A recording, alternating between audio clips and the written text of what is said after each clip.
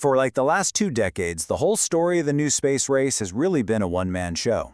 But then, the end of 2025 happened, and it changed everything. What used to be a monologue is now this fierce dialogue. You've got two clashing titans, two totally radical visions for our future, and two very, very different ways to build a rocket. Okay, let's get into this. This is the epic rivalry between Elon Musk and Jeff Bezos. You know, for years, if you said reusable rocket, you just meant SpaceX. Simple as that. Their Falcon 9 became the absolute workhorse for the entire planet. Honestly, watching them land boosters back on Earth got so routine we kind of started to take it for granted. They were the only game in town, and they were setting a pace that was just blistering. Nobody else could even get close.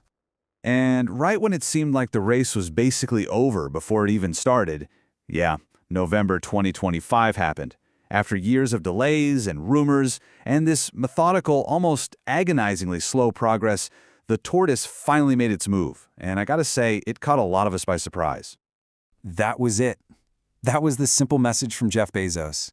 And for the very first time in the orbital class, Blue Origin actually delivered. On only its second flight ever, the massive New Glenn rocket got to orbit and successfully landed its booster on a drone ship. That makes Blue Origin only the second company in history to pull that off. After all the talk, they finally stuck the landing. But, okay, let's get some perspective here, right? This is the classic tale of the hare versus the tortoise. I mean, while Blue Origin celebrated its 2 launches in 2025, SpaceX, they clocked in an incredible 129. So you have to ask, does one successful landing really change the game when your rival is launching, on average, every 2.8 days? Is this a real competition now, or was that just a symbolic victory? Well, this is where the tortoise's whole strategy starts to look pretty interesting. See, New Glenn isn't just a copy of a Falcon 9. Just look at the stats. It's way bigger. It can lift more than double the mass to low Earth orbit. But the real weapon here, the thing you have to pay attention to, is the volume. Its 7-meter fairing, that's the cargo bay at the top, has twice the space of its competitors. This isn't just about launching more satellites. This is about launching the giant building blocks you'd need for future space infrastructure. And that's really the key, because these 2 rockets, they aren't just pieces of hardware. No, they are the physical embodiment of 2 completely different philosophies about where humanity goes next. This isn't just a hardware debate. It's a true clash of futures. So, what is this all for? Why spend billions and billions of dollars building these colossal machines? The answer, well, that gets to the real heart of the rivalry. It's not just about getting to space. It's about what we're supposed to do once we get there. So on one side, you've got Elon Musk's multi-planetary imperative. For him, this is an urgent mission. Humanity needs a backup plan, an insurance policy against something terrible happening here. The only answer? Become a multi-planetary species by colonizing Mars. But then you have Jeff Bezos and his O'Neill cylinder vision. His goal isn't really to leave Earth, but to save it, by moving all the heavy, polluting industry off-world into these massive orbiting habitats. He wants to preserve our home planet like a pristine national park.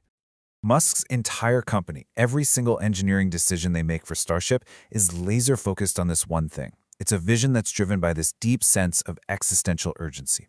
It's like the clock is ticking and Mars is the only lifeboat. It's a really stark, powerful, and for a lot of people, a super inspiring call to action.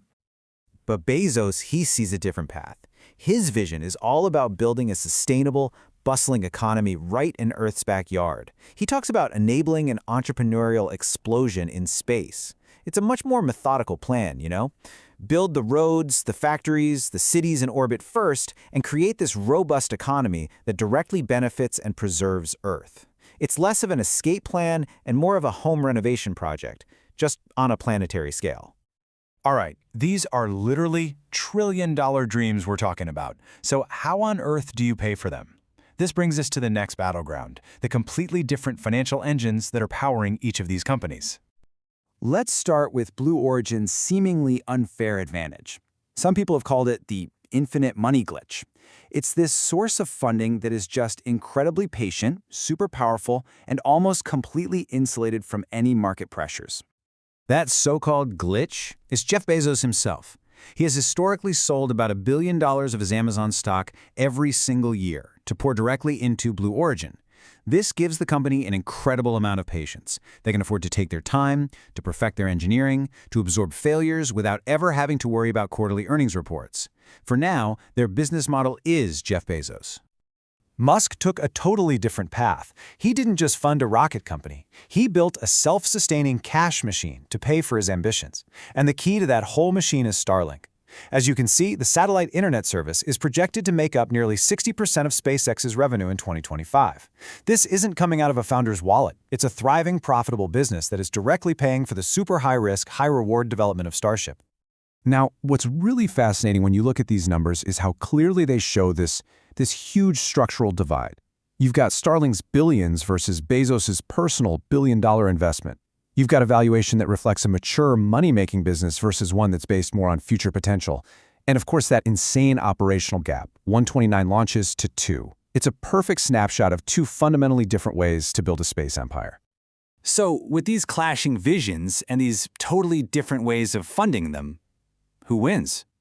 Well, this is where the plot gets a little twist.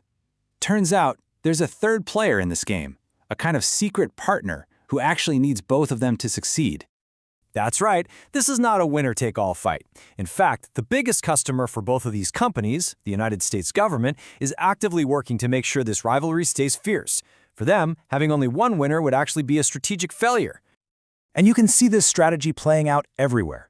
For critical national security launches, the military now has 2 certified American providers. That's for redundancy. For the Artemis program, to get us back to the moon, NASA gave contracts to both SpaceX and Blue Origin to build lunar landers. Why? To guarantee they have a ride and to keep them competing on price and innovation. And they're both getting funding to develop the next generation of commercial space stations. The US government isn't picking a winner, it's cultivating an entire ecosystem, and that makes both of these companies indispensable national assets. So, in the end, this whole race isn't just about rockets. It's a choice between two really profound futures. Musk is offering us an escape plan, a backup hard drive for civilization on a whole other planet. Bezos is offering a way to preserve this one by industrializing the space right around it. So, the question isn't really who's going to win the race. The real question is, whose future are we all racing toward?